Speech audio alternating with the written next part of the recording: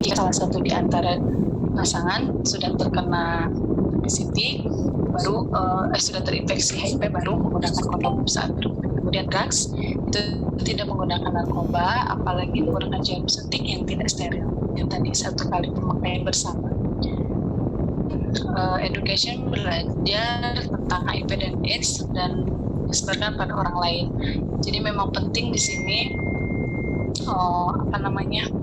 pendidikan untuk memberikan pengetahuan kepada remaja, khususnya bagaimana tentang apa itu HIV, bagaimana penularannya, bagaimana pencegahannya, itu sangat penting disampaikan kepada remaja agar remaja terpapar gitu.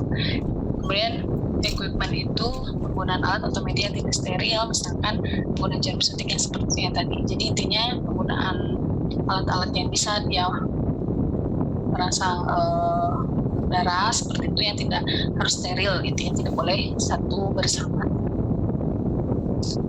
Next day. Nah, diagnosisnya untuk HIV ini ada gejala dan tanda mayor, kemudian ada tanda minor. Gejala dan tanda mayor ini dia kehilangan berat badannya lebih dari 10% biasanya. Kemudian diare kronik itu lebih 1 bulan, dan ada demamnya juga lama lebih dari 1 bulan. Kemudian gejala dan tanda minor, batuk menetapnya 1 bulan, kemudian ada dermatitis, herpes, kandidiasis gitu ya. Kemudian ada herpes, sarkoma, dan limfadenopati yang meluas.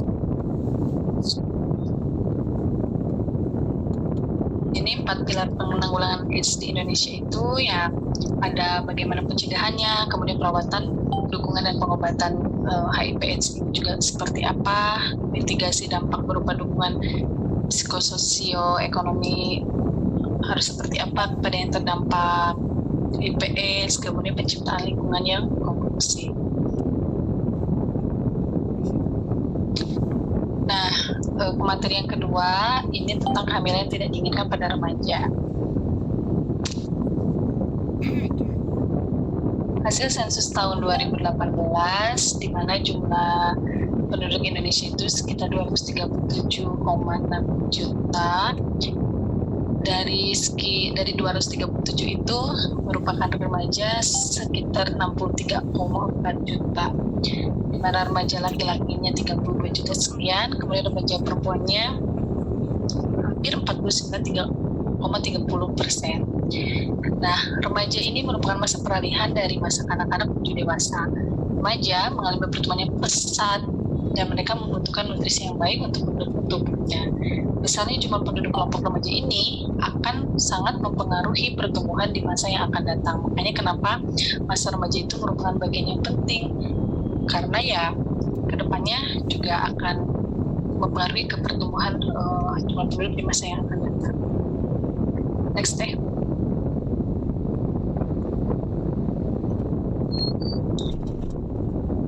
BKKBN pada tahun 2017 setiap tahun 15 juta remaja berusia 15 sampai 25 tahun melahirkan, dan 20% dari sekitar 2,5 juta kasus KTD ini, KTD dan aborsi di Indonesia itu dilakukannya oleh remaja. Makanya kenapa pentingnya informasi disampaikan kepada remaja untuk menambah ilmu pengetahuan mereka tentang kehamilan tidak diinginkan, begitu seperti HIV itu memang sangat penting, karena semakin besarnya atau semakin luasnya pengetahuan mungkin akan menambah kemampuan mereka untuk menahan diri dari pergaulan yang tidak baik. Nah, pengertiannya KTD ini apa gitu ya. Kehamilan tidak diinginkan ini merupakan salah satu fenomena sosial yang belakangan ini semakin meningkat terjadi di lingkungan masyarakat. Kehamilan tidak diinginkan itu dialami oleh seorang perempuan yang mengalami kehamilan namun tidak menginginkan kehadiran bayinya. Remaja yang mengalami KTD umumnya adalah korban pemerkosaan dan pasangan di luar nikah. Faktor-faktor penyebab KTD. Faktor utama yang menyebabkan KTD itu adalah gaya hidup dari remajanya yang semakin bebas.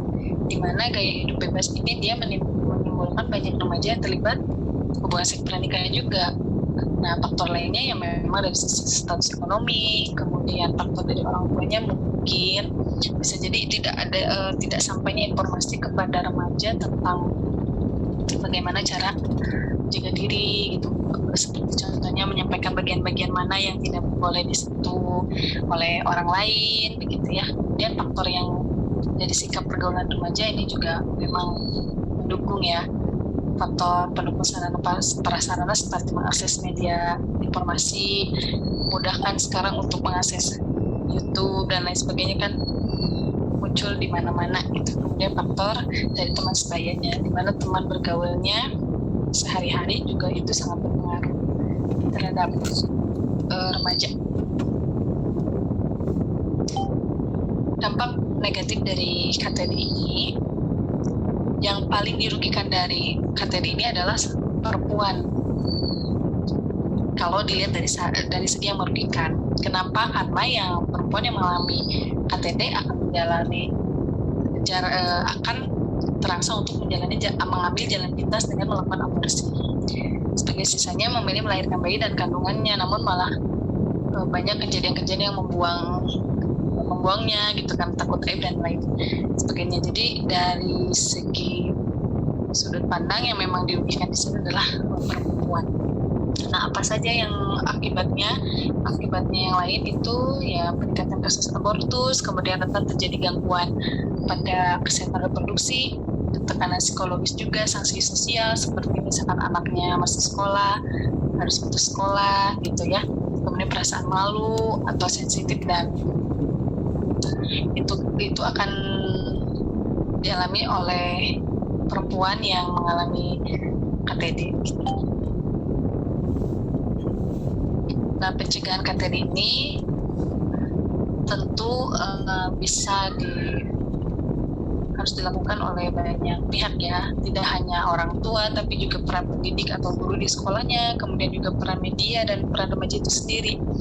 Di mana di sini peran orang tua yang menanamkan pola asuh yang baik, salah satu di antaranya menanamkan pola asuh yang baik, kemudian membekali anaknya dengan dasar moral dan agama gitu ya, berkomunikasi dengan baik antara orang tua dengan anaknya sehingga merangsang anaknya untuk terbuka kepada orang tuanya. Kemudian kalau peran pendidik atau guru di sini ya memberikan informasi yang benar bagi siswanya terkait masalah yang rentan dihadapi remaja ini. Kemudian peran media, sajikan tayangan yang mendidik bukan menjerumuskan. Seharusnya ya tidak menayangkan sinetron atau film yang cenderung memprovokasi remaja untuk melakukan tindakan menyimpang, termasuk seks bebas. Kemudian untuk peran remaja itu sendiri ya kembali lagi pencegahan KTD setelah orang tua berperan, kemudian gurunya juga berperan di sini, sosial media mendukung, tapi kembali lagi fokusnya adalah pada remaja itu sendiri. Bagaimana supaya kita bisa mengambil lingkungan yang sehat gitu ya, misalkan seperti ikut kegiatan-kegiatan yang positif di sekolah sehingga banyak waktu dia untuk melakukan hal-hal yang positif, tidak banyak menyendiri atau main gadget gitu, karena kan tidak ada komunikasi yang terjalin dengan lingkungan gitu kalau kita sendiri seperti itu. Kemudian perbanyak informasi yang penting, lebih hati-hati dalam menyerap informasi, hati-hati dalam bergaul. Jadi pada prinsipnya memang setelah diberikan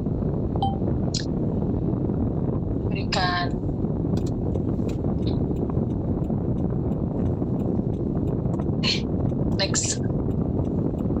Nah, kemudian bagaimana kalau sudah terjadi KTD itu?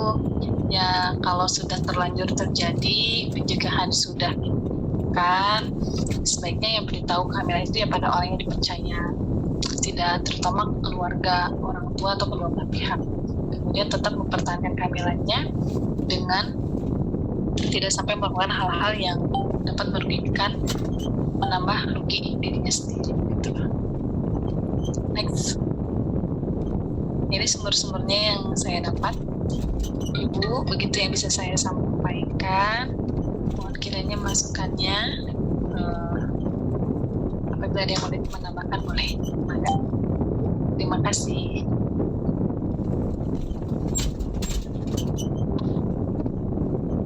Baik, nuhun Teh Juwaria untuk pemaparan materinya. Mungkin untuk sesi pertanyaan ditampung dulu ya Teh ya. Kita lanjut dulu aja ke materi yang akan disampaikan selanjutnya. Materi yang selanjutnya mungkin akan disampaikan oleh Ibu Teti. Mangga Teh untuk share screen materinya.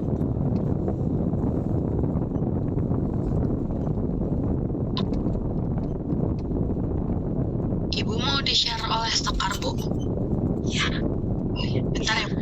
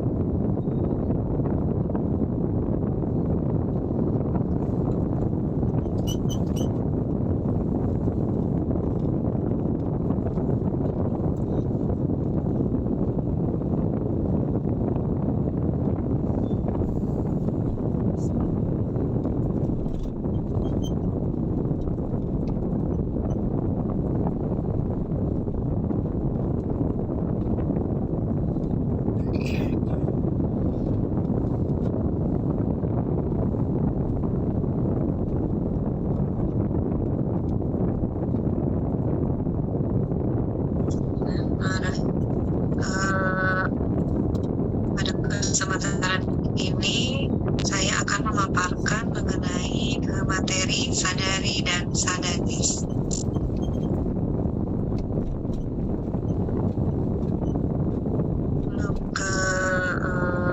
Tentang sadari dan sadanis, saya akan menyampaikan dulu mengenai kanker payudara yang ada di Indonesia ya, karena merupakan salah satu penyebab kanker tertinggi, yaitu 50/100.000 penduduk dengan kejadian tertinggi di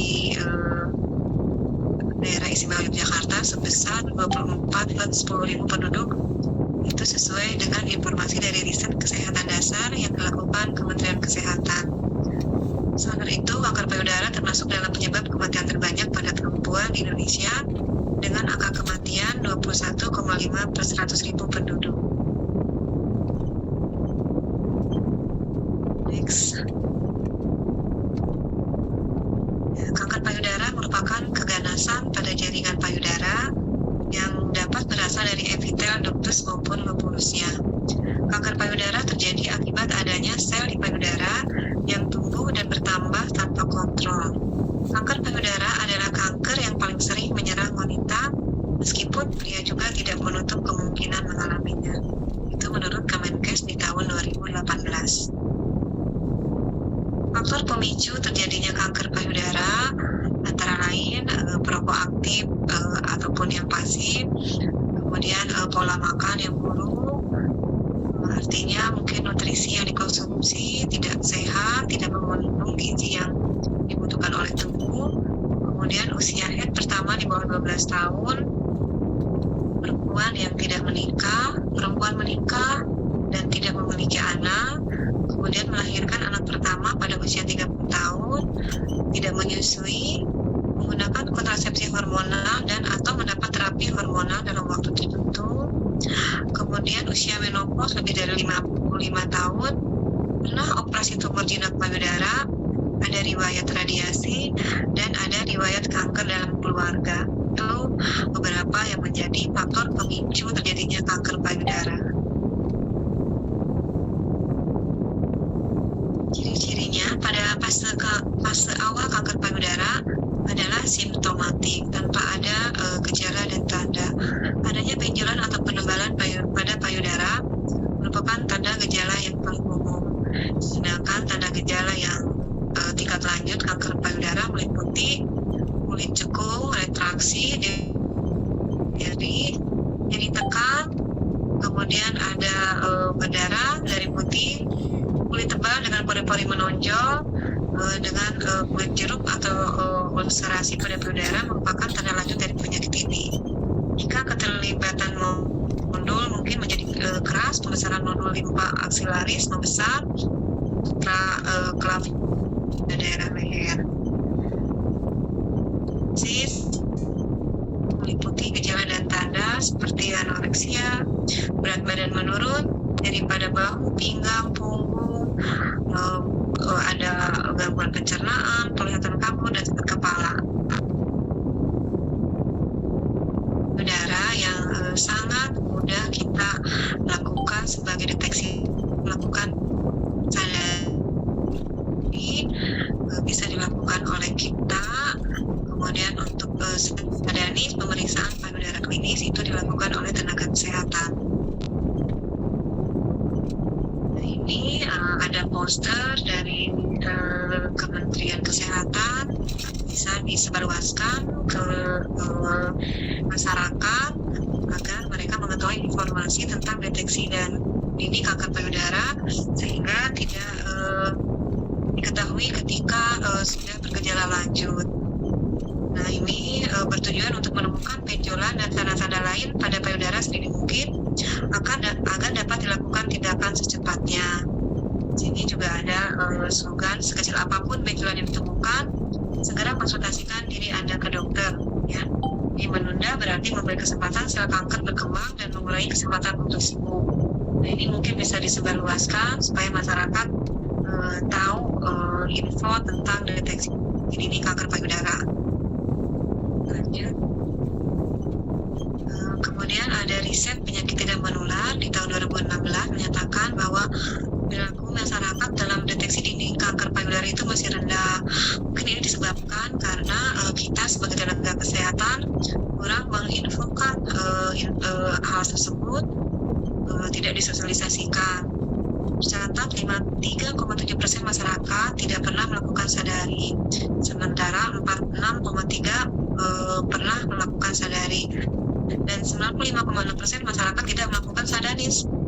Hanya 4,4% saja yang melakukan sadanis. Nah, ini menurut American Cancer Society dalam proyek screening kanker payudara menganjurkan hal berikut ini pada wanita yang tidak dijumpai keluhan apapun.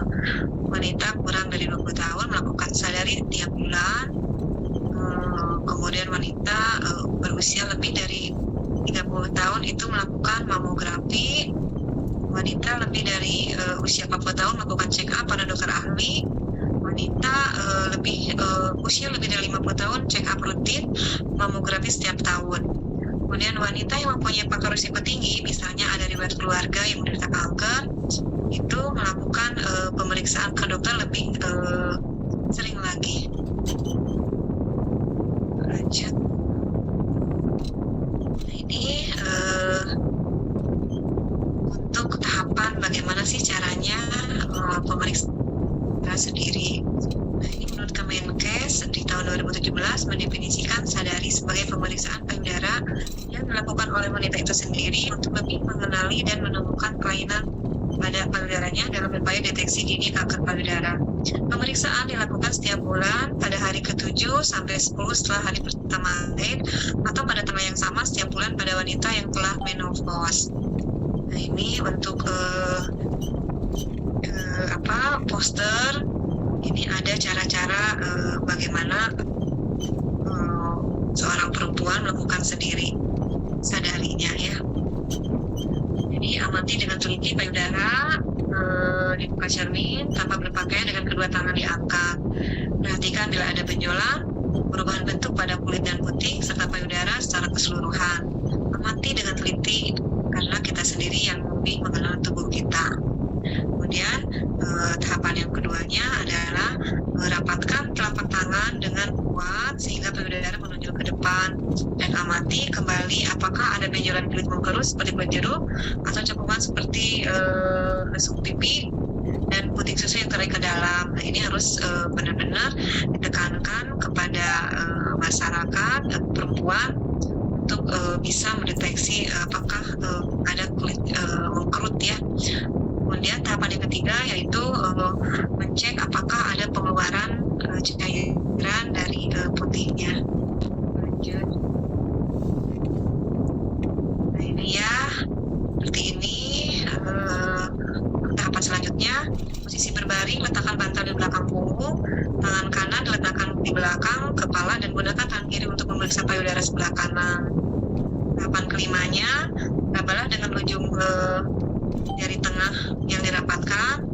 Kemudian lakukan gerakan memutar dengan tekanan lembut tetapi mantap, dimulai dari pinggir keluar sampai ke puting dengan mengikuti putaran jarum. Ya, kemudian sama seperti pada tanda 5 tetapi dengan tangan tambah payudara kiri Anda. Nah, ini tahapan ketujuhnya.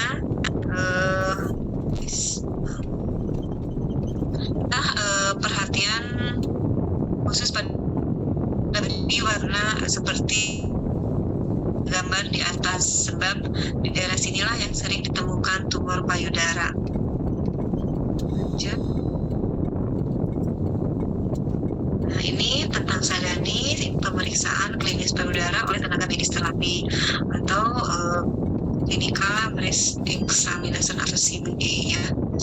Pada perempuan sejak pertama mengalami haid dianjurkan melaksanakan sadari, sedangkan untuk yang berumur 20 sampai 25 dianjurkan CBE dilakukan setahun sekali. Untuk perempuan yang mendapatkan kelainan pada saat sadari dianjurkan misalkan CBE sehingga dapat dipastikan apakah itu kemungkinan keganasan atau bukan.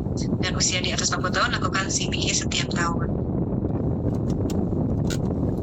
Pemeriksaan USG perlu dilakukan apabila pada pemeriksaan CBE terdapat benjolan dan dibutuhkan pemeriksaan lanjutan dengan USG ataupun mamografi. USG dilakukan terutama membuktikan adanya massa kistrik dan sol padat yang mengarah pada kesan dan pada perempuan 40 tahun. Pemeriksaan penapisan mamografi dianjurkan untuk melakukan pemeriksaan secara berkala setiap 1 tahun sekali pada perempuan di atas 40 tahun. Dilakukan pada perempuan yang bergejala maupun tidak bergejala. Lanjut.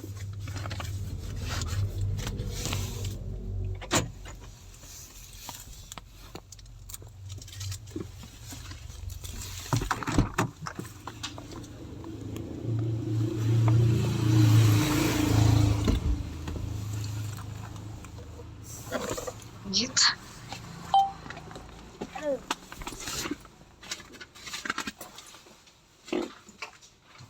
Kalau upaya di puskesmas itu pasien yang suntik KB pun kita lakukan sadanis dan diajarkan untuk sadari.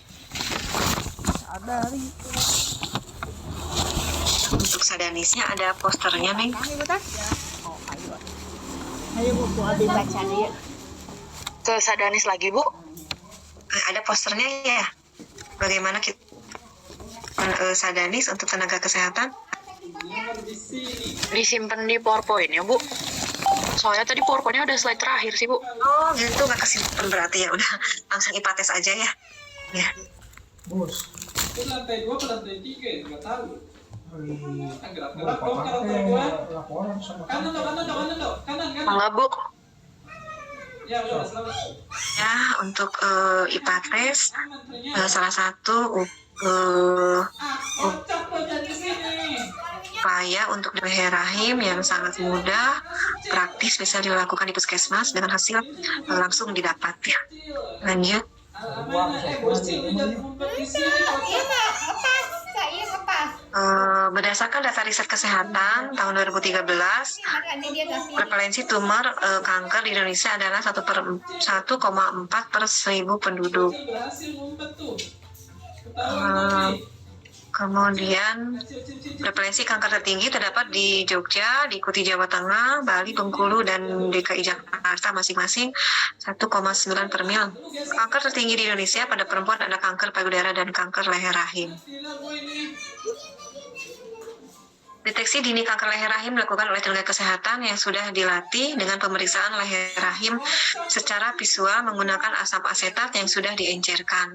Berarti melihat leher rahim dengan mata telanjang untuk mendeteksi abnormalitas setelah pengolesan asam asetat 3-5%. Daerah yang tidak normal akan berubah warna dengan batas yang tegas menjadi putih, yang mengindikasikan bahwa leher rahim mungkin memiliki lesi prakanker.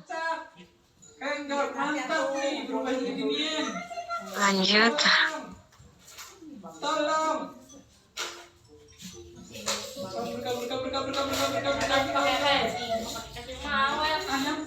Tes IPA dapat dilakukan kapan saja dalam siklus menstruasi, termasuk saat menstruasi dan saat asuhan nifas atau pasca keguguran. Pemeriksaan IPA tes juga dapat dilakukan pada perempuan yang dicurigai atau diketahui memiliki infeksi menular seksual atau HIV/AIDS. Kemana ini? Ini untuk alur Yang benar kamu. alur pemeriksaan deteksi dini kanker leher rahim. Nggak kelihatan. Nah ini pasien datang, konseling awal dulu ya tentang pemeriksaan. Kemudian ini ada pendaftaran, ada mengisi data pribadi, persetujuan tindakan, kemudian pemeriksaan payudara klinis. Bila dilakukan ada hasilnya ada curiga benjolan, dilakukan pemeriksaan lanjut. Kemudian setelah pemeriksaan payudara klinis atau sadanis, kita lakukan pemeriksaan IPA tes. Nah, kalau yang IPA tesnya hasilnya negatif, anjurkan berperilaku hidup sehat dan pemeriksaan IPA ulang setiap 3 atau 5 tahun sekali. Dan untuk IPA tes yang positif, ini harus melakukan krioterapi. Ada yang harus melakukan, ada juga yang tidak anjurannya untuk pemeriksaan lanjutan. Nah, kalau hasil krioterapinya positif, itu akan diberikan terapi dan dijadwalkan untuk kontrol. Ini sangat tidak lama ya untuk melakukannya, kurang lebih 15 menit. Ya, jadi kalau untuk di puskesmas itu suka sekalian gitu ya. 4 langkah pemeriksaan IPA tes. Ini ya untuk porsio tampak kanker, ini tidak ya, ini bukan. Kemudian langkah 2-nya ini adalah SSK ya, sambungan squamocolumnar tampak yang ini ya. Kemudian jika SSK tampak, lakukan pemeriksaan IPA tes dengan memulas serviks dengan asam asetat. Hasilnya seperti ini. Ini berarti IPA tesnya positif. Dan jika ditemukan IPA positif, ini biasanya kita konsulkan ke dokter dan dokter akan menentukan apakah perlu krioterapi atau langsung dirujuk. Ini untuk memudahkan dan memahami ya, dapat istilah-istilah dari pemeriksaan IPA tes itu dengan Kasivo. SK kanker, K-nya SSK IPA dan krioterapi. Kalau di Kabupaten Bandung itu ada beberapa puskesmas yang sudah dilatih untuk krioterapi dokternya, sehingga kalau ada temuan positif di puskesmas lain yang belum ada tenaga dokter latih, dikirimkan ke puskesmas yang sudah mampu krioterapi. Lanjut. Nah, ini untuk IPA tes positif, lesinya lebih dari 75% ya. Jadi kurang dari 2 mm di luar batas cryoprobe, termasuk ujung probe. Tidak ada perluasan dinding vagina ke dalam kanal di luar jangkauan cryoprobe. Nah, ini mungkin ya untuk tata laksananya. Tawarkan pengobatan segera. Ibu tidak pindah ruang antara tes IPA dan pengobatan. Dia harus menerima konseling mengenai pengobatan sebelum tes dimulai dan diberi kesempatan untuk bertanya atau memperkuat konseling di antara tes dan pengobatan. Terus pilihan lain, tawarkan pengobatan setelah konseling. Ibu meninggalkan ruang pemeriksaan dan mendapat konseling di ruang yang berbeda. Setelah konseling selesai, dia dapat kembali ke ruang pemeriksaan pengobatan untuk mendapatkan pengobatan. Dan ini tawarkan pengobatan waktu kunjungan berbeda. Ibu mendapat janji untuk konseling dan pengobatan pada hari lain atau tempat lain. Waktu kunjungan harus spesifik, petugas harus mampu menghubungi ibu jika ada perubahan jadwal atau jika ibu tidak datang. Ini adalah beberapa pilihan yang biasa dokter puskesmas tawarkan ya, lakukan di puskesmas. Lanjut. Nah ini untuk deteksi dini kanker leher rahim, ada poster yang dibuat oleh Kemenkes. Kan kebanyakan perempuan itu takut ya kalau mau IPA tes tuh, takutnya gimana-gimana mungkin ya. Tapi dengan poster ini disebarluaskan, sosialisasi lebih gencar lagi, mudah-mudahan capaian IPA tes itu bisa lebih meningkat sehingga deteksi dini kanker leher rahim ini bisa maksimal mendeteksi kanker leher rahim sehingga tidak berlanjut ke tahap lanjut yang lebih parah. Ini dilakukan untuk usia 30-50 tahun. Demikian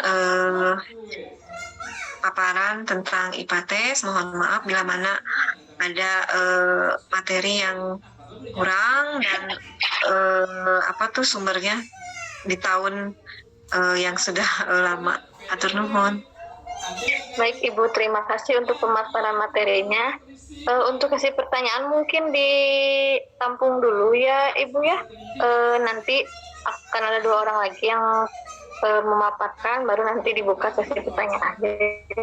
Pertanyaan ditulis saja dulu masing-masing. Untuk materi selanjutnya mungkin akan disampaikan oleh saya.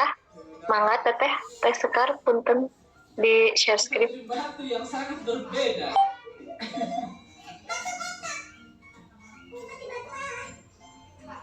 Bisa, aman. Masukin kamunya. Kaki lu nongol itu kocak. Lihatkan kaki lu nongol itu. Saya akan memaparkan mengenai KIE keluarga berencana. Next Teh.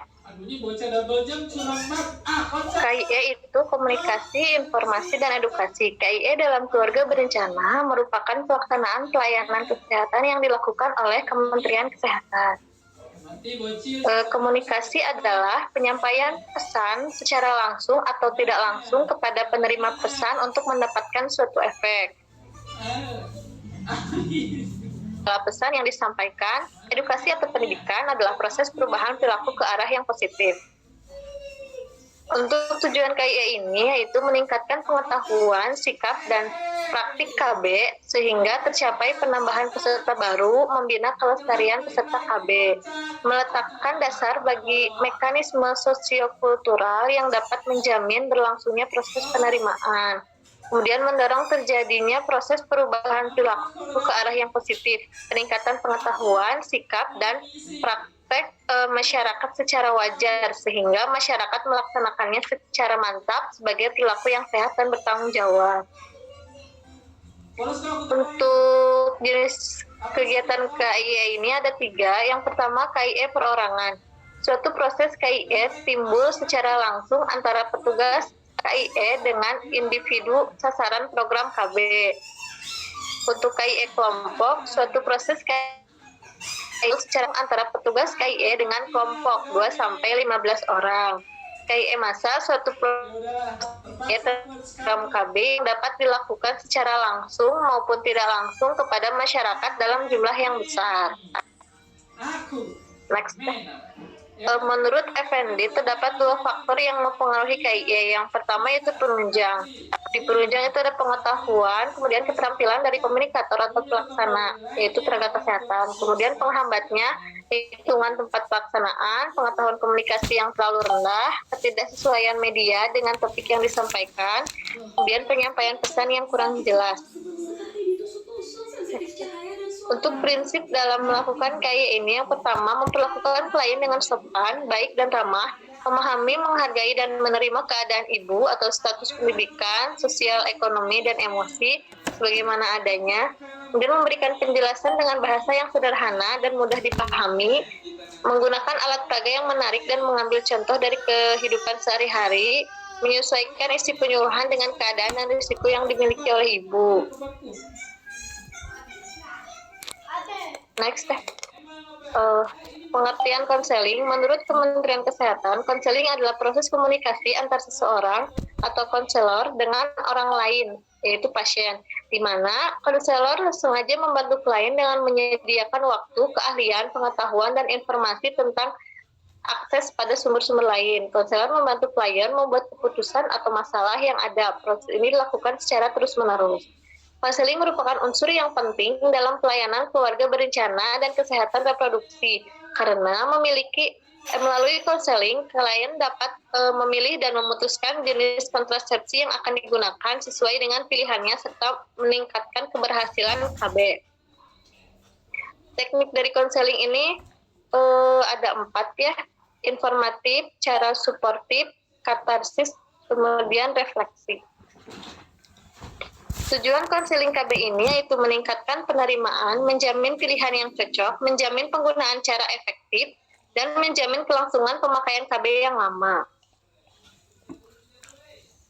Untuk manfaat dari konseling ini, yaitu klien dapat memilih metode kontrasepsi yang sesuai dengan kebutuhannya, puas terhadap pilihannya, dan mengurangi keluhan atau penyesalan, cara dan lama penggunaan yang sesuai serta efektif, membangun rasa saling percaya, menghormati hak klien dan petugas, menambah dukungan terhadap pelayanan KB, dan menghilangkan rumor dan konsep yang salah. Prinsip konseling KB ini yang pertama itu percaya diri atau confidentiality, kemudian tidak memaksa atau voluntary choice, informed consent, hak pasien, dan kewenangan atau empowerment. Hak klien atau akseptor KB. Yang pertama, terjaga harga diri dan martabatnya, kemudian dilayani secara pribadi atau privacy, dan terpeliharanya kerahasiaan, memperoleh informasi tentang kondisi dan tindakan yang akan dilaksanakan, mendapat kenyamanan dan pelayanan terbaik, menerima atau menolak pelayanan atau tindakan yang akan dilakukan, kebebasan dalam memilih metode yang akan digunakan. Peran dari konselor KB, yang pertama itu menjadi sahabat atau pembimbing dan memberdayakan klien untuk membuat pilihan yang paling sesuai dengan kebutuhannya. Kemudian memberikan informasi yang objektif, lengkap, jujur, dan akurat tentang berbagai metode kontrasepsi yang tersedia. Lalu membangun rasa saling percaya termasuk dalam proses pembuatan persetujuan tindakan medis. Jenis-jenis konseling itu ada 3, konseling umum, konseling spesifik, dan konseling pra dan pasca tindakan. Untuk komponen penting dalam pelayanan KB dibagi menjadi 3 tahap. Yang pertama yaitu konseling awal, bertujuan memutuskan metode apa yang akan dipakai. Di dalamnya termasuk mengenalkan tentang semua cara KB atau pelayanan kesehatan, prosedur klinis, kebijakan, dan bagaimana pengalaman klien pada kunjungannya. Kemudian konseling khusus. Konseling khusus mengenai metode KB memberi kesempatan klien untuk mengajukan pertanyaan tentang cara KB, tertentu dan membicarakan pengalamannya, mendapatkan informasi lebih rinci tentang cara KB yang tersedia. Yang terakhir, konseling tindak lanjut, yaitu bila klien datang untuk mendapatkan obat baru atau pemeriksaan ulang. Pemberian dan tempat melakukan konseling. Kenyataan yang ada di lapangan adalah tidak semua sarana kesehatan dapat dijangkau oleh klien. Oleh karena itu, tempat pelayanan konseling untuk melayani masyarakat yang membutuhkannya dapat dilakukan pada 2 jenis tempat pelayanan konseling, yaitu yang pertama konseling KB di lapangan atau konseling KB di klinik. Komunikasi interpersonal dalam pelayanan kesehatan menggunakan motivasi, kemudian pendidikan KB dan konseling KB. Langkah-langkah konseling KB yang sering disebut 17, yaitu sapa dan salam kepada klien secara terbuka dan sopan, tanyakan pada klien informasi tentang dirinya, uraikan kepada klien mengenai pilihannya, dan jelaskan mengenai kontrasepsi yang mungkin diingini oleh klien dan jenis kontrasepsi yang ada. Kemudian bantulah klien menentukan pilihannya. Jelaskan secara lengkap bagaimana menggunakan kontrasepsi pilihannya, perlu dilakukan kunjungan ulang. Next.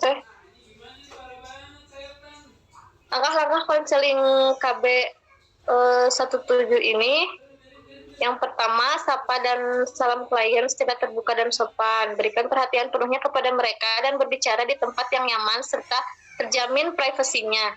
Yakinkan klien untuk membangun rasa percaya diri. Tanyakan kepada klien apa yang dapat dibantu serta jelaskan pelayanan apa yang dapat diperolehnya.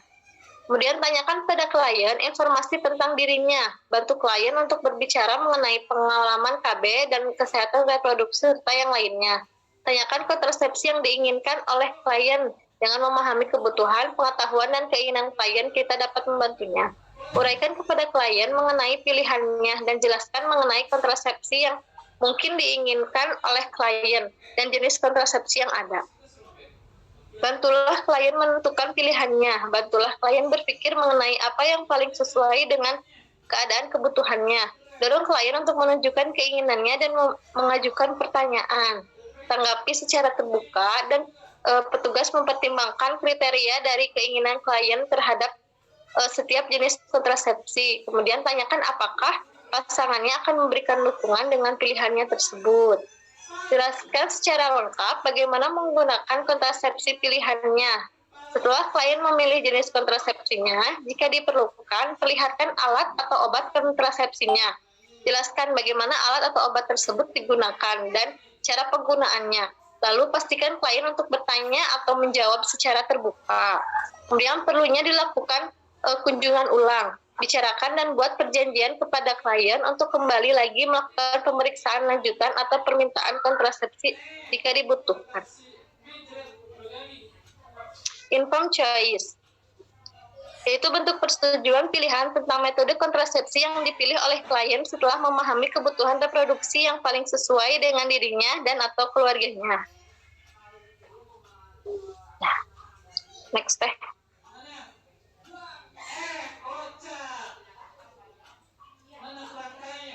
Sudah selesai? Ada lagi yang belum presentasi? Masih ada, Bu. Ya, sebentar, Bu. Enggak, silakan. Waktunya udah jam 5 sekarang.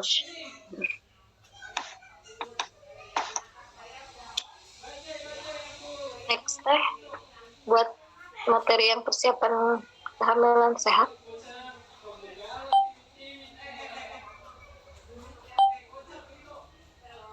Sebentar teh.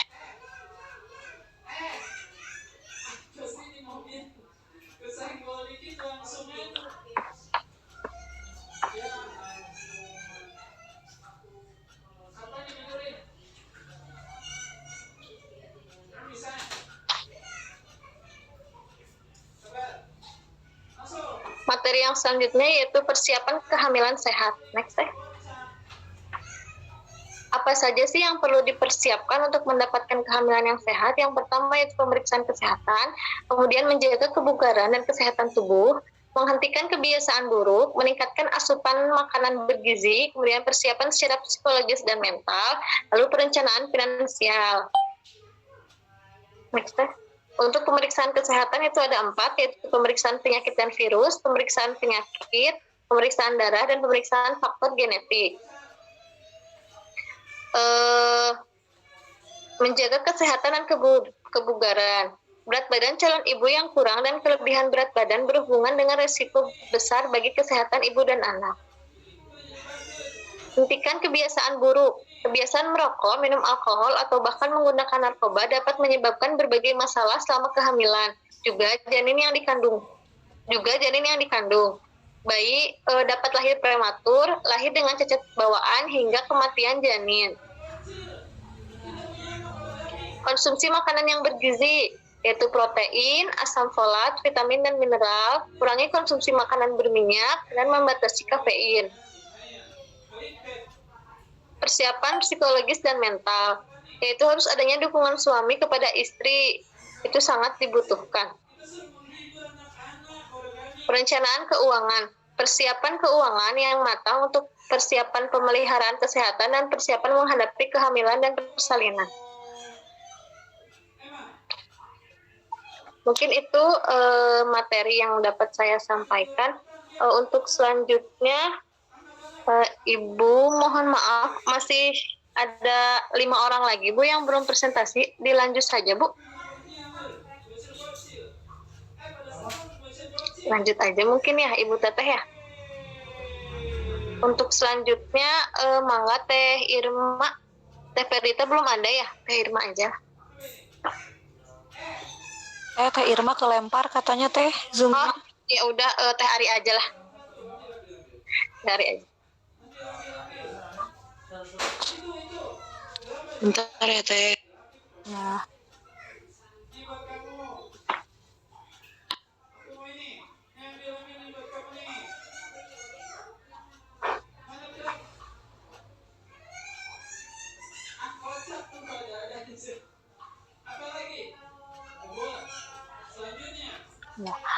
Selanjutnya saya akan menjelaskan tentang amenore. Amenore itu ada dua, yaitu amenore primer dan amenore sekunder. Amenore itu adalah suatu keadaan atau kondisi di mana pada seorang wanita tidak mengalami menstruasi pada masa menstruasi sebagaimana mestinya, atau secara sederhana disebut dengan tidak haid pada suatu periode atau masa menstruasi. Amenore primer yaitu wanita usia 15 tahun yang tidak kunjung mengalami menstruasi walaupun sudah menunjukkan tanda-tanda pubertas. Kemudian amenore sekunder yaitu wanita usia subur yang sudah pernah haid sebelumnya dan tidak sedang hamil tetapi tidak mengalami menstruasi selama 3 siklus. Penyebab amenore yang pertama adanya gangguan pada hipotalamus, yaitu suatu daerah di dalam otak yang berinteraksi dengan kelenjar pituitari yang berfungsi mengatur siklus. Yang kedua, adanya penyakit pituitari yang dapat mempengaruhi fungsi kelenjar pituitari dalam mengatur siklus menstruasi. Yang ketiga, adanya obstruksi atau sumbatan pada vagina seperti adanya suatu membran yang menutup jalur menstruasi. Penyebab amenore sekunder yaitu penggunaan obat kontrasepsi, stres, berat badan yang sangat rendah akibatnya adanya gangguan pada tiroid, adanya gangguan pada indung telur atau ovarium seperti akibat kemoterapi atau munculnya kista ovarium, olahraga berat yang dilakukan secara teratur seperti lari jarak jauh, khususnya jika lemak tubuh rendah.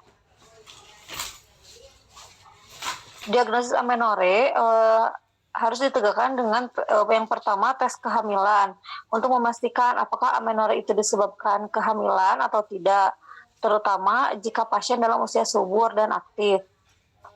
Kemudian tes darah yang meliputi pemeriksaan hormon prolaktin, tiroid, estrogen, FSH, DEAS, atau testosteron untuk memastikan ada tidaknya gangguan hormonal yang bisa menyebabkan terjadinya amenore. Selanjutnya histeroskopi untuk memeriksa kondisi bagian dalam rahim menggunakan selang tipis yang dilengkapi dengan kamera. Kemudian pemindaian dengan USG, CT scan atau MRI untuk melihat ada tidaknya kelainan pada organ reproduksi dan tumor kelenjar pituitari. Lanjut. Pengobatan amenore, pemberian obat untuk memicu siklus haid dan mengobati gangguan hormon seperti pil KB, preparat, serta obat yang mengandung progesteron atau bromokriptin.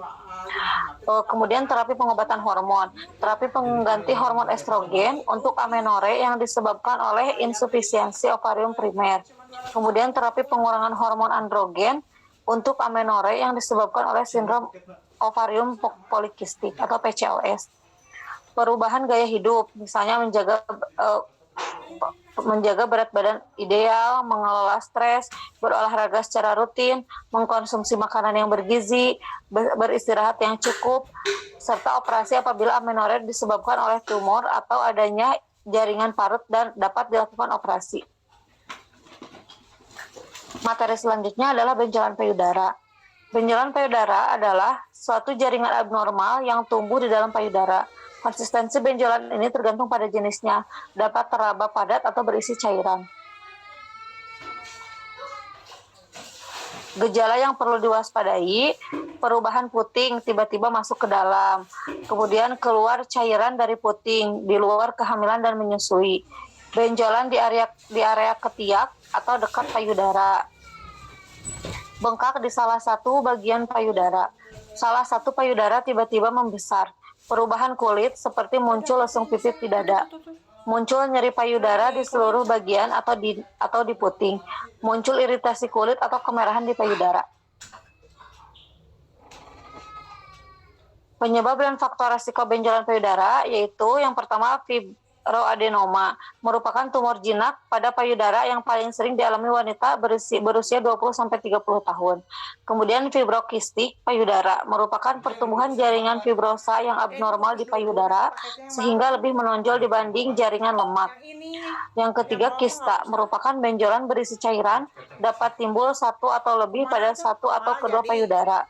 Umumnya berbentuk bulat atau lonjong, umumnya lunak dan kadang terapak padat. Kemudian nekrosis lemak, merupakan kerusakan kelenjar lemak di payudara yang umumnya terjadi akibat cedera setelah menjalani operasi atau setelah mendapat terapi radiasi pada payudara.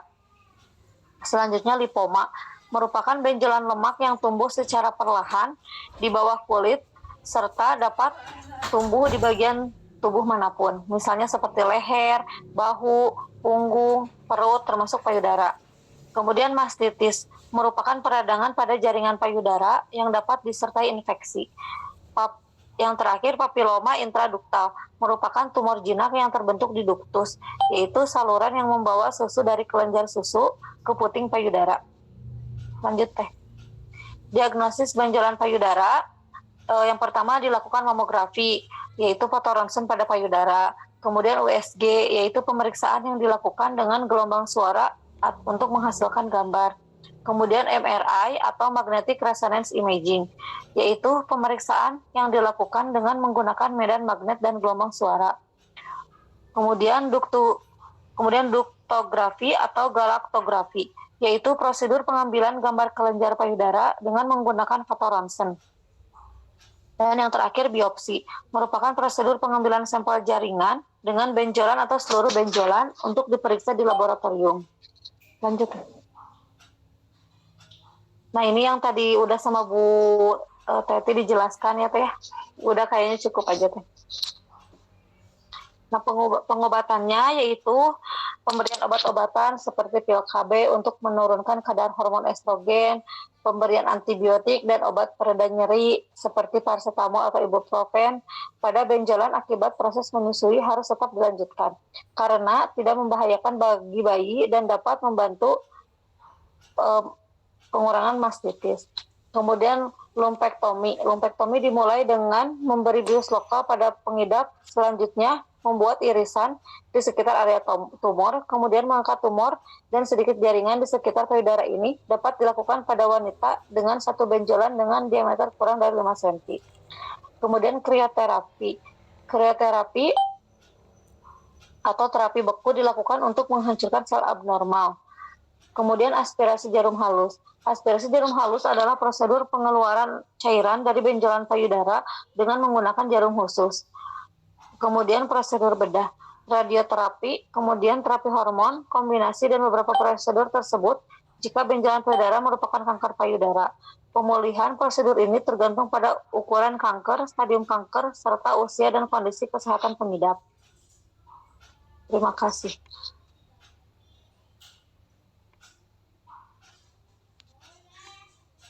Sudah ya Teh Ari ya? Sudah.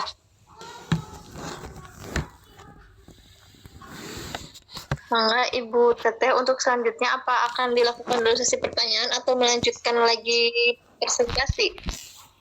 Ada lagi? Berapa banyak lagi, Bu? 4 orang lagi, Bu. Ya, teman-teman, kita sampai jam berapa ini? Barangkali biar ringkas gitu ya. Yang penting saja gitu ya. Nanti mohon izin kalau nanti saya next gitu ya teman-teman ya. Biar cepat. Enggak, langsung aja. Untuk selanjutnya mangga Teh Sekar.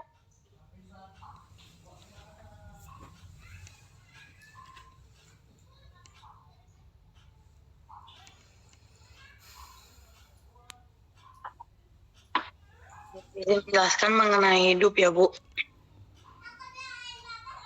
Atau disfungsional uterin merupakan pendarahan uterus atau yang dikenal dengan DUP merupakan suatu kondisi medis yang hampir terjadi pada setiap wanita.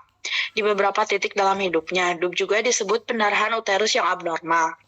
DUB adalah kondisi yang menyebabkan pendarahan vagina terjadi di luar siklus menstruasi.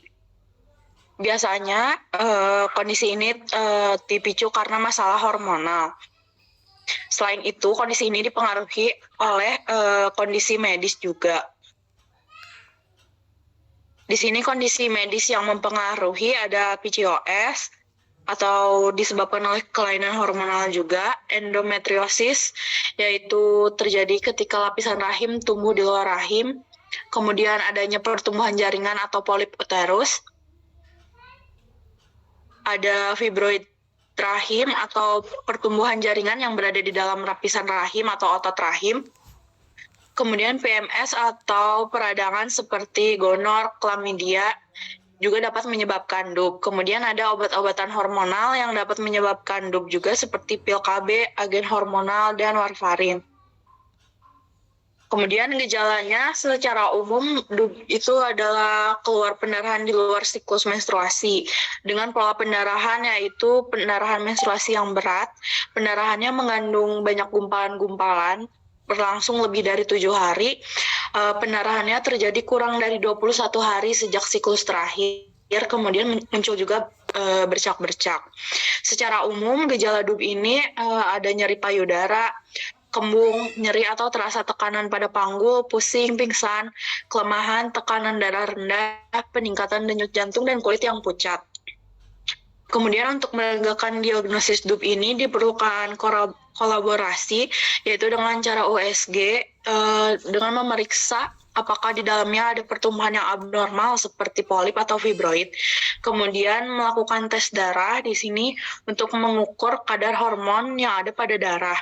Kemudian bisa juga dilakukan biopsi endometrium atau pengambilan jaringan yang menunjukkan ketidakseimbangan hormon, atau bisa juga ditemukannya sel kanker.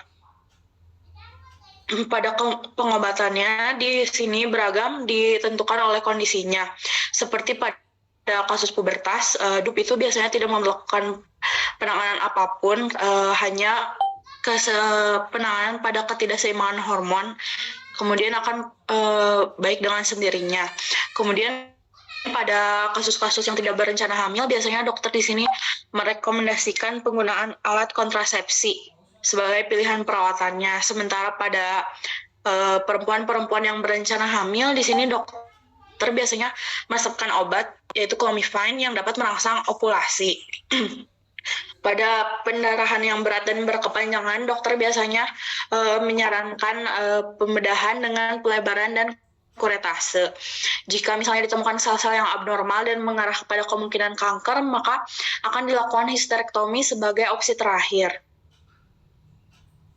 Kemudian DUB ini akan bisa menyebabkan komplikasi, yaitu karena kehilangan darah yang berlebih bisa menyebabkan anemia.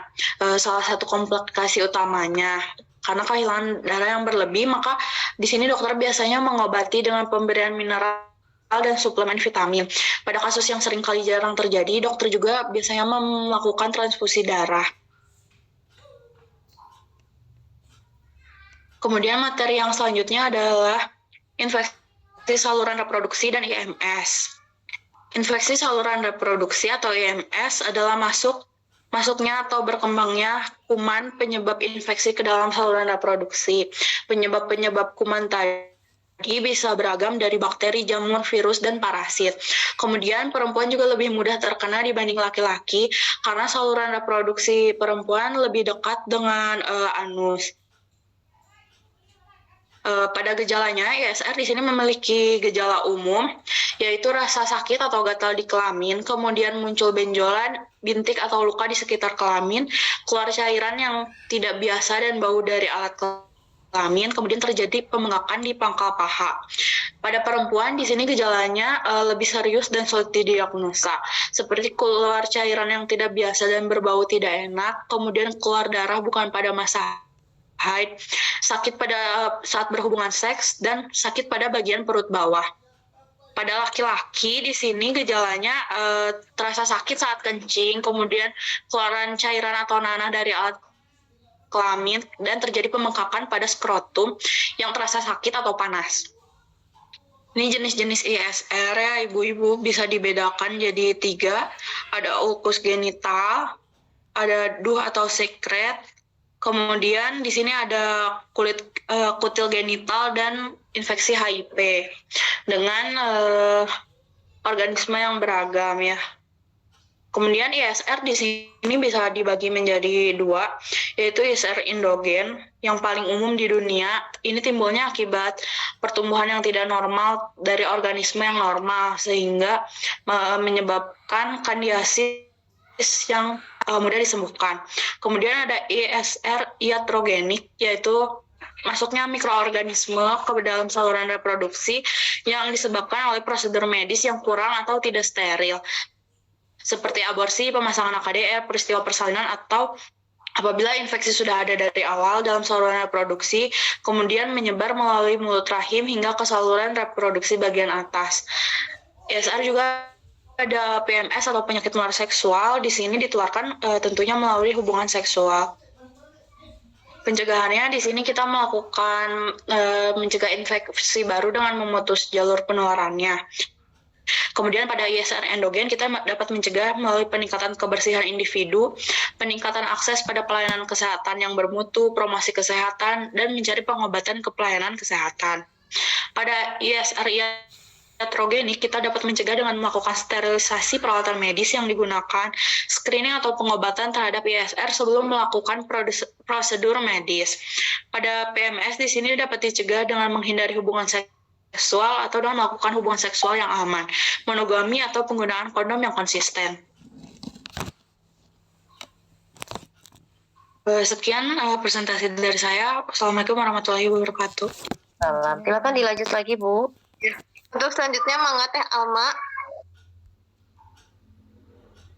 Teh Alma ada nggak? Kalau nggak ada, Kardita. Teh Sekar, Teh Irma. Ya Teh. Teh Irma dulu aja. Ya, Teh Sekar punten. Bentar ya Teh. Ya.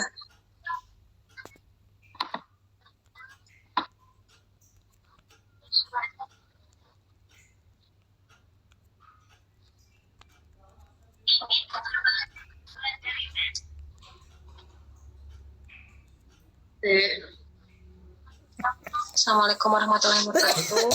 Ingin menyampaikan tentang konseling masa sebelum hamil, perencanaan kehamilan, dan persiapan menjadi orang tua. Slide. Perencanaan kehamilan. Perencanaan kehamilan merupakan perencanaan berkeluarga yang optimal melalui perencanaan kehamilan yang aman, sehat, dan yang diinginkan merupakan salah satu faktor penting dalam upaya menurunkan angka kematian maternal. Menjaga jarak kehamilan tidak hanya menyelamatkan ibu dan bayi dari sisi kesehatan, namun juga memperbaiki kualitas hubungan psikologi keluarga. Menurut Mirza 2008. Faktor-faktor yang mempengaruhi perencanaan kehamilan. Yang pertama, kesiapan aspek psikologis. Melakukan konseling prahamil dengan tujuan akan mempersiapkan calon ibu beserta calon ayah. Yang kedua, kesiapan fisik, yaitu mulai menata pola hidup, mencapai BB ideal, menjaga pola makan, olahraga secara teratur, stop memakai kontrasepsi, dan bebas dari penyakit. Yang ketiga, kesiapan finansial. Persiapan finansial bagi ibu yang akan merencanakan kehamilan merupakan suatu kebutuhan yang mutlak dan harus disiapkan. Yang keempat yaitu persiapan pengetahuan, yaitu dalam perencanaan kehamilan yang sehat dan aman, maka setiap pasangan suami istri harus mengetahui hal-hal yang berpengaruh dalam perencanaan kehamilan.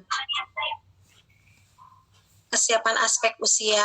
Pada usia di bawah 20 tahun merupakan salah satu faktor yang mempengaruhi perencanaan kehamilan. Karena pada usia di bawah 20 tahun, apabila terjadi kehamilan, maka akan berisiko mengalami tekanan darah tinggi, kejang-kejang, perdarahan, bahkan kematian pada ibu atau bayinya, dan berisiko terkena kanker serviks. Slide. Yang kedua yaitu persiapan menjadi orang tua. Yang pertama, persiapan fisik, yaitu berhenti untuk kebiasaan merokok, minum alkohol, mulai mengkonsumsi makanan yang gizi tinggi, lakukan tes kesehatan untuk memastikan kondisi kesehatan calon ibu, melakukan vaksinasi yang perlu dilakukan oleh ibu untuk melindungi janin selama kehamilan dan menjalani proses persalinan, imunisasi TT. Ya. Persiapan psikologisnya bagi calon ayah dan ibu, proses kehamilan hingga melahirkan akan menjadi pengalaman yang istimewa, pengalaman yang luar biasa yang akan dirasakan setiap pasangan suami istri menjadi orang tua. Jadi sebelum memiliki anak, sebaiknya didiskusikan terlebih dahulu perubahan dan tantangan hidup yang akan dialami, sehingga calon orang tua telah siap dengan segala kemungkinan yang akan terjadi. Yang kedua yaitu persiapan finansial. Persiapan finansial bisa dikatakan sama pentingnya dengan persiapan fisik maupun psikologi. Persiapan yang dimaksud adalah persiapan keuangan untuk mencukupi keperluan anak sejak masih berada dalam kandungan hingga lahir. Kehadiran seorang bayi berarti pertambahan biaya tetap bagi sebuah keluarga yang secara tetap akan meningkat seiring kebutuhan pertumbuhan anak. Mengenal peran orang tua selama masa kehamilan dan melahirkan, tanggung jawab utama pria yaitu memberikan dukungan penuh kepada istrinya. Mereka terkadang kecewa karena hanya dianggap sebagai pendukung dan penolong, bukan dari bagian dari calon orang tua. Maka perlunya pendukung dari kelas bagi calon ayah mengenal perannya lebih jauh. Dalam forum konseling, dilanjut aja ya. Konseling persiapan merawat anak.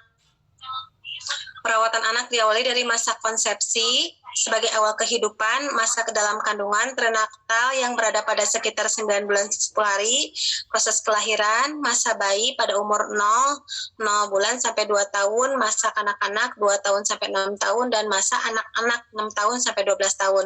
Persiapan ibu tersebut merupakan usaha ibu dalam memberikan lingkungan bagi pertumbuhan dan perkembangan bayi yang belum lahir yang perlu dilakukan dengan sebaik-baiknya. Yang pertama yaitu persiapan ibu menyusui, baik dari segi makanannya, gizinya, makanan sehari-harinya menurut 4 sehat 5 sempurna, kemudian susu, telur, daging seperti itu, kemudian sayurannya juga, vitaminnya juga untuk merangsang keluarnya ASI, kemudian banyak minum terutama air putih, air buah, dan air sayur yang mengandung nutrisi bubur kacang hijau dan susu untuk menambah air susu ibu.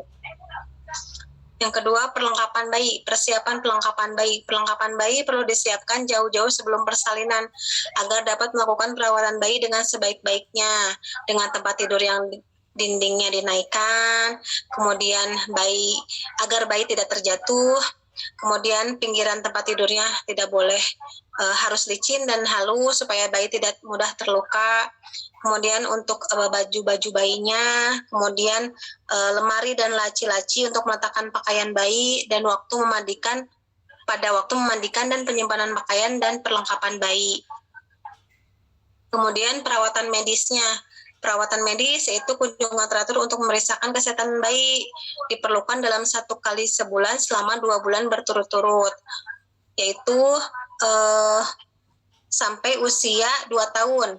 Kunjungan tersebut untuk mengamati pertumbuhan bayi dengan memperhatikan ukuran berat dan tinggi dan atau panjang bayi. Selain itu memperhatikan taraf kecerdasan atau kepandaian sesuai dengan usianya, perkembangan motoriknya, kemudian kelainan bayi agar bila ada kelainan bayi dapat segera diketahui dan diobati. Kemudian makanan bayi, makanan minuman yang bayi yang sebaiknya diberikan yaitu memperhatikan kualitas, kuantitas, dan kebersihan yang terdiri dari ASI. Ada juga ibu yang memberikan susu formula yang bila tidak bisa memberikan ASI. Kemudian makanan tambahan pada usia 6 bulan ke atas. ASI merupakan makanan yang terbaik bila ibu sehat dan cukup mendapat makanan yang bernilai gizi baik, terutama mengandung cukup protein dan vitamin. Oke, kita skip ya Bu. Ya. Baca aja, disimpulkan aja. ASI, ini tentang ASI. Mengandung semua zat yang diperlukan pertumbuhan, kemudian dapat diminum langsung, kemudian hubungan ibu dan bayi akan lebih erat. Lanjut, pemberian makanan pada bayi juga makanannya yang lembut-lembut, kemudian lambung bayinya akan kosong setelah 3 jam. Kemudian bagi ibu yang menyusui, jarak antara 3 jam memberi kesempatan pada kelenjar-kelenjar air susu untuk menyediakan air susu yang cukup. Kemudian bayi dilatih disiplin sehingga bayi akan menangis karena lapar. Skip. Perawatan bayi sehari-hari, yaitu memelihara kebersihannya, cara memandikan bayinya, membersihkan pakaian bayi yang basah atau kotor karena BAK, kemudian kukunya dijaga supaya tetap pendek, kemudian pertumbuhan lanjut aja teh. Skip aja ya. Pertumbuhan tubuhnya dengan olahraga yang ringan dari bayinya. Lagi teh, asuhan gizi anaknya, yaitu merhatikan perkembangan fisiologinya, alat cerna serta spesifik anak sehubungan dengan penerimaan pola makannya.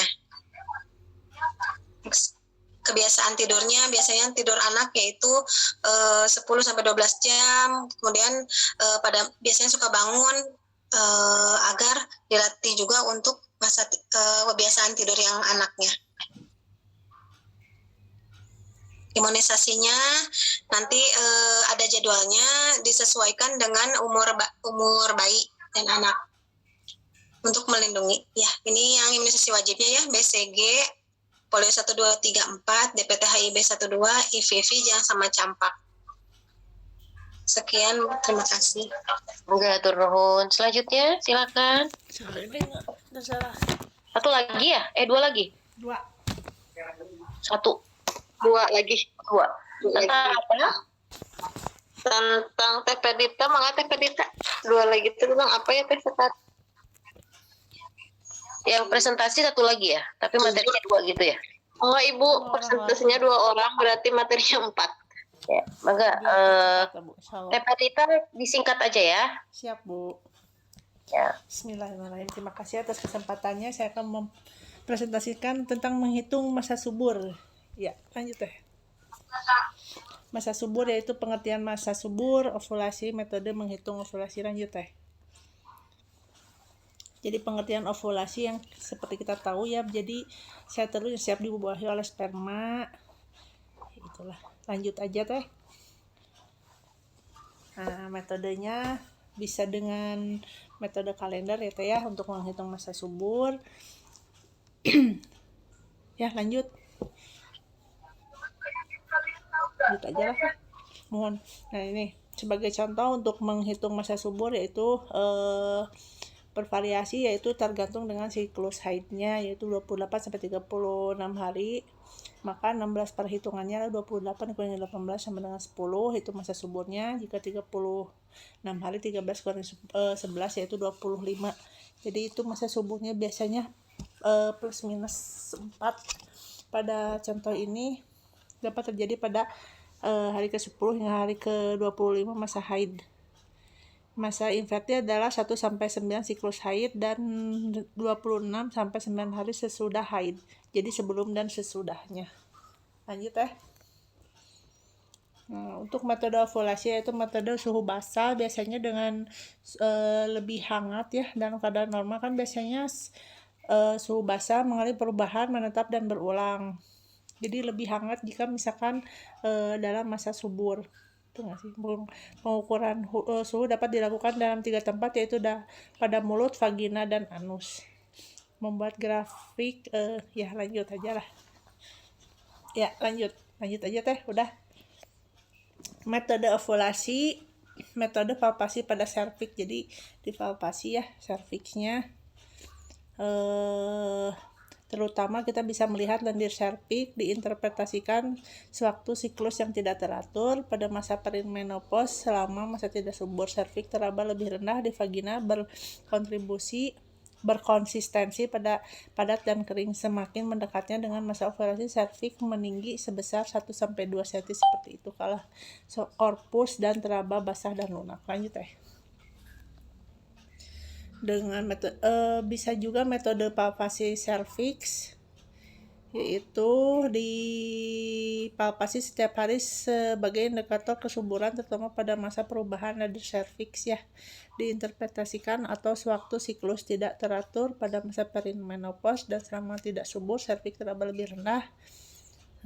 Masih sama seperti yang tadi, metode penggunaan kadar luteinizing hormon atau LH, yaitu dengan menggunakan alat tes kesuburan, deteksi adanya LH mulai darah, urin, kadar LH meningkat 20 sampai 40 jam sebelum ovulasi, seperti itu.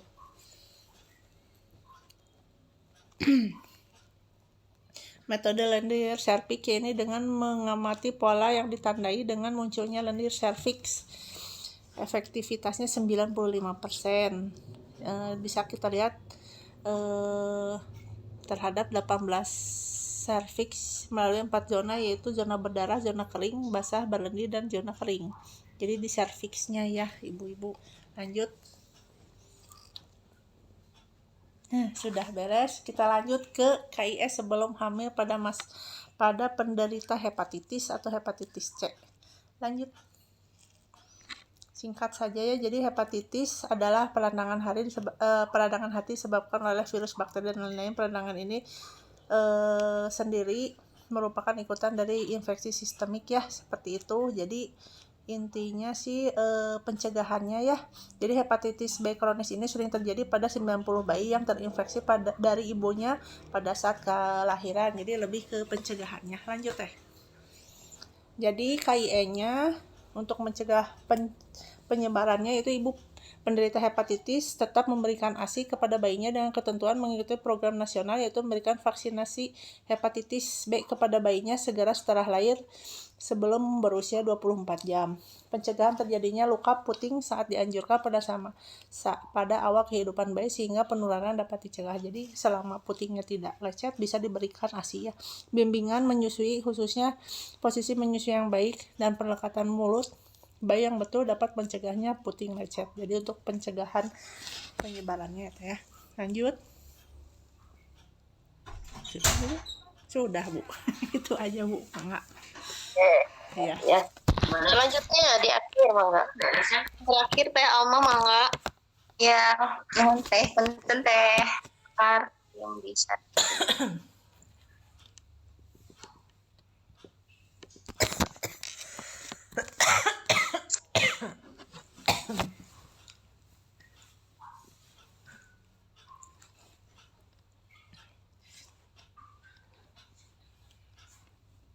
Ya, Assalamualaikum warahmatullahi wabarakatuh.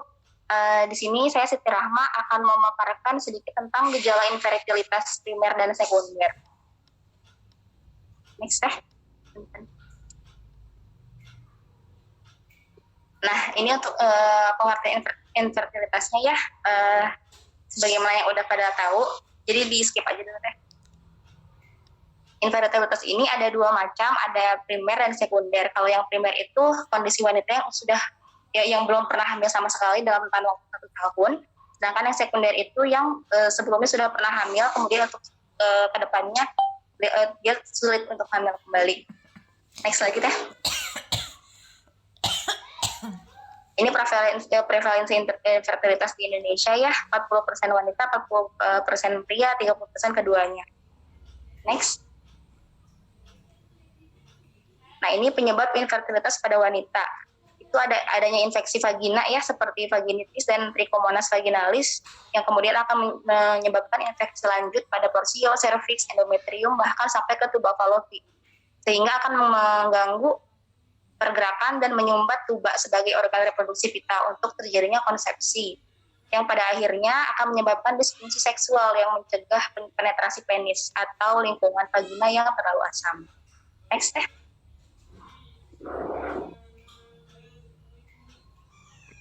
Nah, untuk penyebab infertilitas pada pria, sebelumnya punten. Baik dulu ke yang tadi.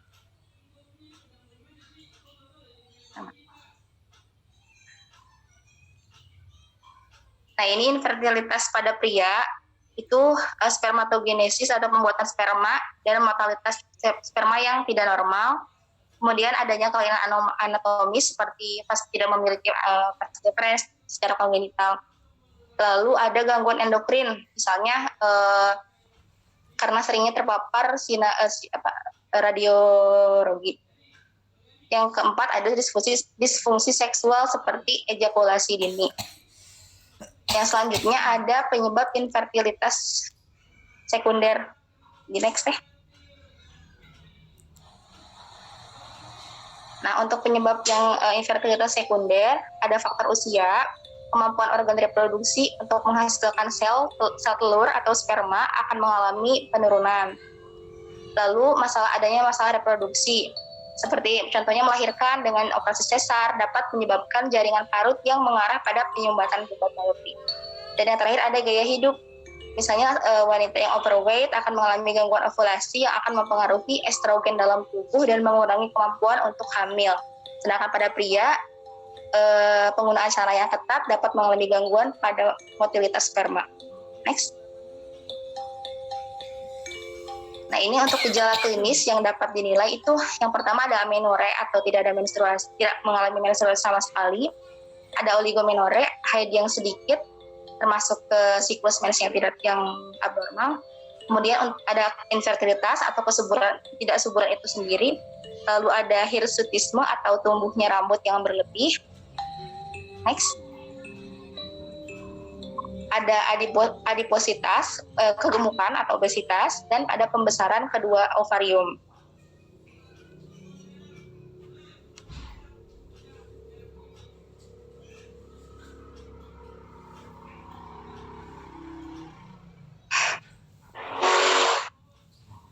Next ini. Mayoritas wanita dengan next ya. Di next aja.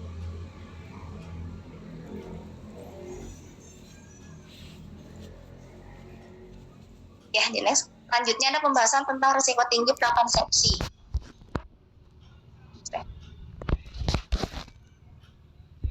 Next aja.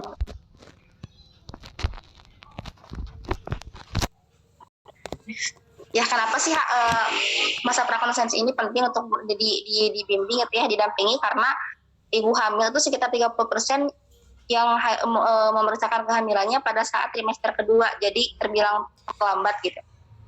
Next. Next lagi. Next. Nah, ini langsung ke resiko tinggi yang mungkin terjadi pada prakonsepsi. Yang pertama ada unwanted pregnancy atau kehamilan yang tidak diinginkan. Nah, WHO ini memperkirakan setiap tahun dari seluruh wanita dengan kehamilan yang tidak diinginkan.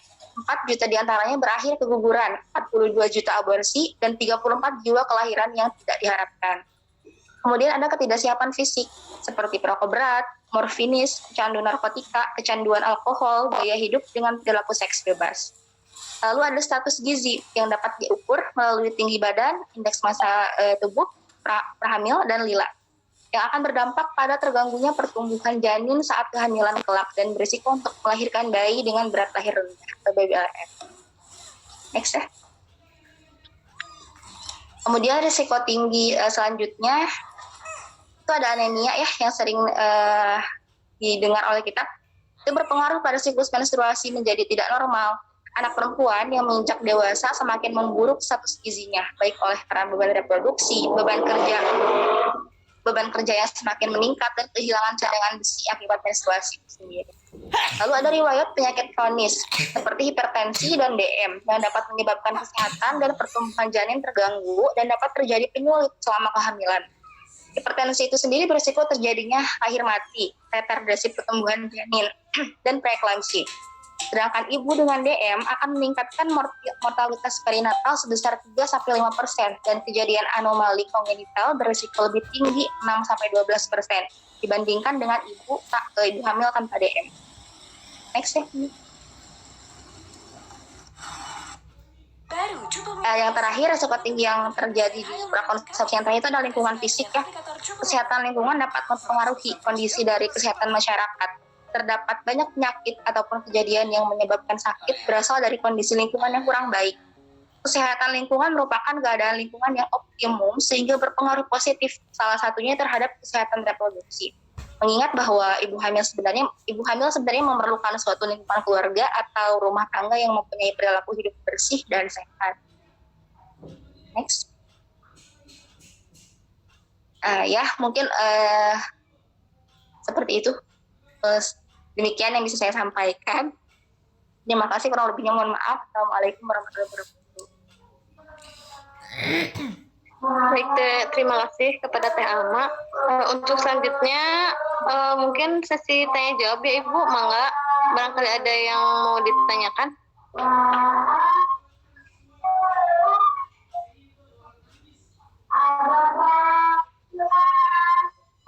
Apa sudah cukup jelas materi-materi yang sudah dipaparkan Ibu Teteh? Ya, ada yang mau ditanyakan atau mungkin didiskusikan barangkali sebelum kita closing ya? Karena udah Nggak ada mungkin ya. malah ya, iya. Oke, barangkali saya closing saja ya, teman-teman. Mohon maaf tidak mengurangi makna proses diskusi barangkali. Mohon izin di sela-sela maghrib barangkali saya closing dulu ya, atau mau closing dulu aja ya. Barangkali terkait dengan diskusi tadi, saya melihat slide dari teman-teman sudah mumpuni ya untuk menjawab dari materi yang seyogianya hari ini bisa dan ingin kita capai begitu ya. Dan terkait dengan materi teman-teman sudah membuat makalahnya atau hanya PowerPoint saja? Ya, baru PowerPoint saja Ibu. Ya, nanti silahkan dibuat makalah dan nanti dikumpulkan gitu ya ke saya. Bukan apa-apa karena ini untuk khasanah literasi kita ya, gitu untuk bacaan kita. Karena tadi ada beberapa terkait dengan infeksi saluran kencing ternyata ada gitu ya hubungannya dengan infeksi menular seksual ya. Jadi makanya kalau teman-teman nanti ketemu dengan pasien yang dia mengalami sakit pinggang ya, lalu juga kita tanyakan mengeluh sakit kencing gitu ya, ini juga perlu dipertimbangkan ya, apakah memang pasien kita ini perlu kita tindak lanjuti untuk pemeriksaan laboratorium ya, karena memang penyakit sekarang tuh luar biasa ya, manifestasinya berbeda-beda, evolusi virus itu beda-beda sekarang gitu ya. Barangkali itu saja mungkin teman-teman, karena kita diskusi pun sudah tidak fokus ya. Tapi kalau ada pertanyaan, silahkan. Satu pertanyaan saja. Atau kalau tidak ada, kita closing. Teman-teman suka melakukan pemeriksaan triple eliminasi? Suka Bu. Di Puskesmas dan di BPM? Ya Bu. Di BPM triple eliminasinya alatnya dari siapa? Dari Puskesmas Bu. Puskesmas ya, dropping ya? Iya Bu. Oke, mangga itu aja barangkali teman-teman. Terima kasih atas atensinya dan mudah-mudahan apa yang disampaikan teman-teman dan menjadi ladang ibadah untuk kita semua ya. Amin amin. Terima kasih Bu. Ya, saya izin close ya. Ibu, terima kasih mangga Bu. Saya mangga. Assalamualaikum. Waalaikumsalam warahmatullahi wabarakatuh. Teteh, izin live ya.